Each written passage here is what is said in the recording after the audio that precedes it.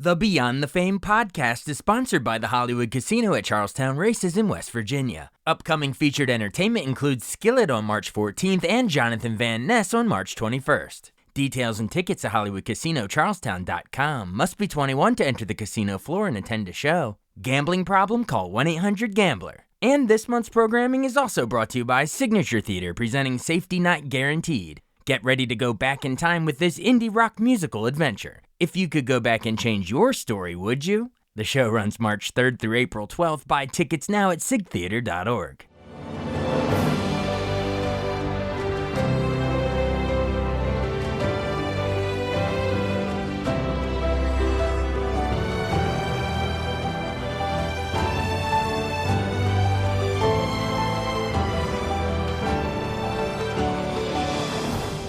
Welcome to the newest episode of Beyond the Fame with Jason Fraley. I'm your host, Jason Fraley, picking the brains of the top filmmakers, musicians, and artists of our time. Oscar week is upon us, so it's time for a special 10th anniversary flashback to my first trip to cover the Academy Awards at the Dolby Theater in Hollywood as a live backstage contributor for CBS News Radio. Our week-long series culminates with Best Picture winner Spotlight, starring Michael Keaton, Mark Ruffalo, and Rachel McAdams as the Boston Globe journalists who won a Pulitzer Prize by uncovering a child sex abuse scandal by the Catholic Church. Several months before the Oscars, I spoke with writer-director Tom McCarthy and co-writer Josh Singer at the film's Washington, D.C. premiere at the National Portrait Gallery in November 2015. I'm here with the director and the writer of Spotlight. Guys, thanks for joining us. What's it like? I mean, you're here in the town of all the President's Men. I mean, this audience that's going to watch this is very into the journalism thriller subgenre. What's it like to show it to this kind of literary audience compared to, say, somewhere else? I'm sweating a little bit more than I was a few seconds ago. But yeah, I mean, obviously, I think when Josh and I set out first just to write the film, we always thought we had to write it for the journalists, that if we could pass the journalist test, then we were on the right track. And I guess tonight we find out if that's true. Is it challenging to write, say, a true story like this as opposed to something fiction? Yeah, obviously it's hard, but I think one of the things that's great is we had such wonderful access to all the reporters. Tom and I, working on the film together, writing the film together, we spent a ton of time with all these guys. And frankly, it's nice to be back here in D.C. Because Marty Baron, who was at the Globe at the time, is now at the Post. And I think he's done great work for the Post. And I hope everyone will, appreciate what we've done with his character. He's such a great guy and great journalist. So, and clearly you couldn't have foreseen that you would be showing it here in the film subject matter the week after the Pope was here. Talk about the crazy timing of that. Yeah, there's an interesting synergy to that, and I think we're excited about it and feel like maybe this film, on some level, outside of hopefully being a good story, will forward the dialogue that needs to happen on that particular subject matter. Now, obviously, we're going to see it here in a second, but visually, what does your director try to set out? How do you bring something that's, a newspaper that could be very, black and white, literally? How do you bring that to life? All the President's Men had the lights, almost like the journalism room is a place of light and illumination. How do you symbolically, visually bring that to life? Well, I think we felt we were dealing with a subject that wasn't particularly dry, that it was incredibly compelling material just at face value, and honestly, more than anything, we just tried to depict it as realistically as possible, that we felt like we didn't need to over-dramatize or sensationalize the material, that we just relied on good old-fashioned storytelling in a very, very compelling subject matter. All right. Could we I know you got to go, just wrap up by, tell me the casting decisions behind Keaton, McAdams, and Ruffalo. They're great actors, and they were the right people for the role. It's really that simple. I mean, we're fortunate enough to get those people, and I think you'll see in the film, they're just spot on, and they lead a very, very large and talented ensemble. All the other people that share the screen with them, I think you'll see it's a particularly talented group of actors. And if I could, did you write it with any in mind, or? No, I was just going to add. I think one thing that Tom is particularly good at is, the big roles in some ways are a little easier, but the smaller roles, roles like, Phil Saviano and Joe Crowley, guys like Neil Huff and Michael C.R. Crichton, they're amazing actors, and they come in, and I think that's why some people are responding to the ensemble because it has such breadth, and I think that's a really hat tip to those wonderful actors and to Tom's casting of them. All right. Well, thanks for coming and enjoy the show. Thanks, man. Thanks. Nice to meet you. Yeah. Immediately after the screening, I spoke with David Simon, former Baltimore Sun crime reporter and creator of HBO's The Wire, fresh off his onstage Q&A with the actual Boston Globe Spotlight reporters. I'm here with David Simon, the creator of The Wire and Q&A conductor here for Spotlight here, which was, I gotta say, I was sitting here in the theater here in the National Portrait Gallery and just blown away. And I'm right there with you when you were saying during the Q&A when you're yelling out cut to black as the phones are going off. I shared that sentiment entirely. What was it like sitting here watching this as a filmmaker and having that interaction, calling for it to cut to black? Well, I mean, I saw the film a couple nights ago, and I was calling then, so I actually didn't see the end of it here. But having said that, I just felt it was a very brave film in the sense of the story does tell itself as it gets going, and it's entirely worthy of the time and the effort spent to tell it. But it's the kind of film that doesn't get told enough because it lacks all the things that the entertainment industry thinks is currency. There's not a lot of sex in it. There's not a lot of violence. Lots of paper. But there's a lot of paper, and there's a lot of ideas, and there's a lot of humanity. And the actual stakes of something that we all should be vested in as a society is laid bare. And it's just like films don't get made because they have this currency and not the other crap. And so to see it executed as well as it was, and to be up there with the filmmakers and with the subjects of the film, I'm delighted it got made. I was happy to be able to exhibit it tonight. Absolutely.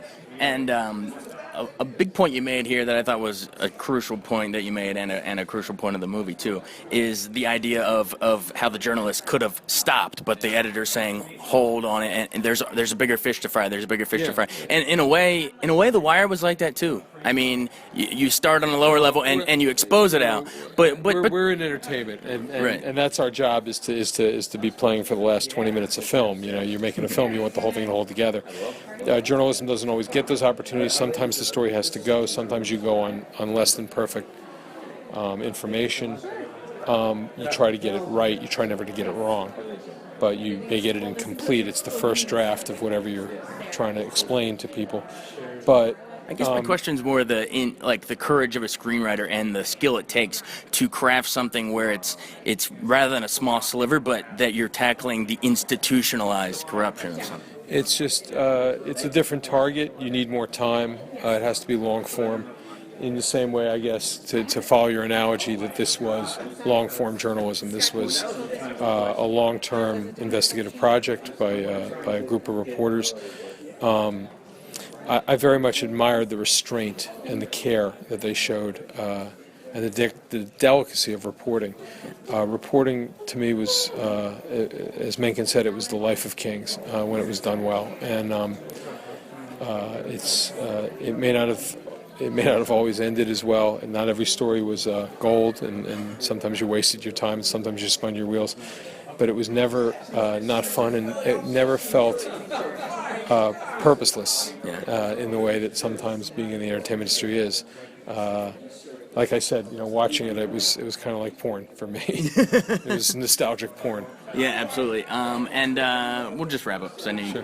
But the final one, I just want to talk to you from, I did some time up at the Sun, and what years were you there? I was there 1982. I started as a stringer in 82, and I was there to 95. Gotcha. So just speak to that a little bit in terms of why we need more papers like this to devote resources for long-form investigations, and sort of what you were mentioning on the stage in terms of what the internet age maybe made us rush to judgment on certain stories. Well, the amateurs can't do this. There's a lot that the internet can do. The immediacy of real-time reaction and what the internet can provide. There's certain things that ordinary people and a phone can achieve and can cover certain things in a very immediate and basic way. But what you just watched was journalism that can never be the amateur hour. It has to be professionals, it has to be people who devote their lives to it, who look upon it as a career, who expect there to be a paycheck. Maybe not the best paycheck you can make for that skill set, but certainly enough that you can send your kid to school and pay your mortgage and have a life doing the same thing every day, coming back to work every day and and beating the hell out of a story. It has to be professional. And at the paper I was at, there's 120 people where there used to be 500, and that dynamic, the Baltimore metro area is the same size. The problems are the same size or bigger, but the number of people devoted to it is much less. And until they figure out the revenue stream, society's going to suffer. Absolutely. Sure. Well, thanks for taking the time. Sure. Thank you. Thank you. When it came time to cover the Oscars backstage, it was a treat to see McCarthy and Singer enter the winner's room carrying their Oscars for Best Original Screenplay. For us, it felt more like a social calling than it did a job with these people, and it was incredibly inspirational. Some of the best pieces on the movie have come right out of the Boston Globe from Meredith and from Ty Burr and Janice Page, and so I just want to say we appreciate that. The night ended with producers Michael Sugar, Steve Golan, Nicole Rocklin, and Bly Pagon-Faust celebrating their Best Picture win backstage with the press. First of all, I don't remember anything that I said at this point, and I hope that you, as journalists in here and throughout the world, will help resonate our message all the way to the Vatican, and maybe we can have some real change at this point. That's what we hope to accomplish. That's what this was really about for all of us, is to talk about this film and what happened, and because these things are still happening. The story of Spotlight has really just begun. I think we knew that journalists were important, but I don't think we understood the depth of the importance of investigative journalism, and that's just good boots on the ground, local reporting, and the impact that it can have on a global scale. It has just become abundantly clear to us. I think that Tom McCarthy and Josh Singer wrote a really, really beautiful screenplay that was in conjunction with it was kind of their own investigation into what happened. And I think that Tom did a really great job of directing the movie in a way that was very subtle and oddly entertaining. There was a thriller aspect to the way the story unfolded. And I think that it's a real testament to Tom's direction and their screenplay, the way that they developed the story, because, the log line of his story is not very commercial. You're not in this room. And I think that they did a really great job, and I think the performances of the ensemble cast were so subtle and the actors were so generous that it really allowed the story to come through in a way that's actually difficult. I think, I always like to say Tom hit a very small bullseye, because I think if you're off by a little bit, you're off by a lot. And it was really beautifully executed from a script point of view, an execution point of view, and the actors really were amazing. So. Open Road and participant media in particular have been great champions of film and creating a different option for filmmakers. I personally hadn't worked very much with Open Road, just a little bit before, and they're extraordinary partners. And Steve and I have done many movies with Participant, who are also really courageous with the chances they'll take on making films. They make great films. So that partnership seemed like a terrific one for us, and they were involved from the jump. So we're really excited that we brought this home for them too. I think this is a huge testament to the Academy, to recognizing, I think its members recognize just the import of our film, the impact that it's having and continuing to have. And I think that speaks volumes to this filmmaking community and to the power of film. I think that initially we thought we were going to get a lot more restraint, resistance, excuse me, I can't think, this just happened, than we actually had. And we were welcomed with open arms in Boston. And many people came forward and told us their personal stories and how this has affected them. And that was emotional and moving to all of us. So thank you to the city of Boston for really standing behind us. I don't think it really changed our look at how we viewed religion. I think it was more about the institution than it was an attack on religion. So whether it's a religious institution or it's Flint with water or if it's a government agency, that's really the way we looked at it, because it was not an attack in any way on Catholicism. It really was the institutional issues. It was a huge surprise for us. But I had visualized this at my wife's suggestion for many months, and in my visualization of this evening, Morgan Freeman always was the person who came out and said "Spotlight." It's a true story. And then my wife was visualizing it, and she always, I always asked her, where were we sitting? And she said, well, the left side. And then yesterday we got our tickets, and I asked her what row in her visualization. She said row 8, and we were in the 8th row. So I felt really good about that. So I guess I'm saying there may be some divine intervention in the win for Spotlight, which is ironic, I'm sure. But no, we were all very completely surprised. I think anybody who expects to win an Oscar, I think Leo was surprised tonight. And when you actually hear your name called, it's the most, I don't know how you can describe that emotion. I don't have words for it, but I think we were all genuinely thrilled to the core. And not just because it's a great personal accomplishment for us and for our companies, but it's really an opportunity to bring this conversation to a world stage. And for that, we're really grateful. So thank you too. And thank you guys, because I think nobody looks at what you do and says thank you, right? So we are very grateful that you do what you do.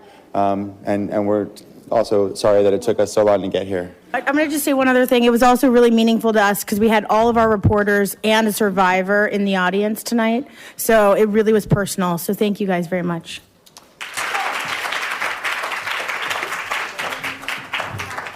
And finally, I caught up with David Simon again at the grand reopening of the Parkway Theater in Baltimore in 2017. We actually spoke down at the Spotlight screening, at the premiere. Yeah. It was afterwards.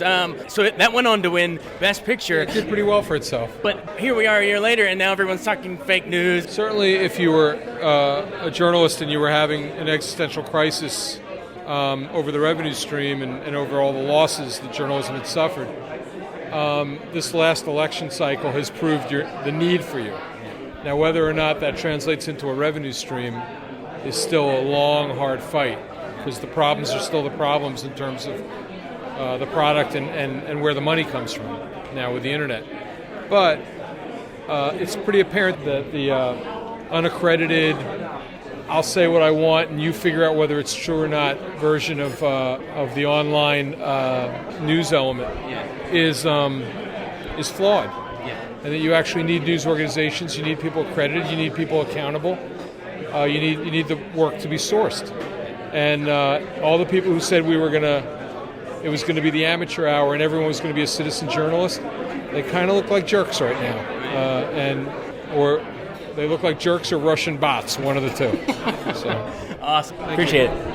Good seeing you guys. You too. Which film will join Spotlight in the annals of Best Picture winners this weekend? Sinners leads the way with 16 nominations, followed by One Battle After Another with 13 nominations. They'll compete against Begonia, F1, Frankenstein, Hamnet, Marty Supreme, Sentimental Value, The Secret Agent, and Train Dreams.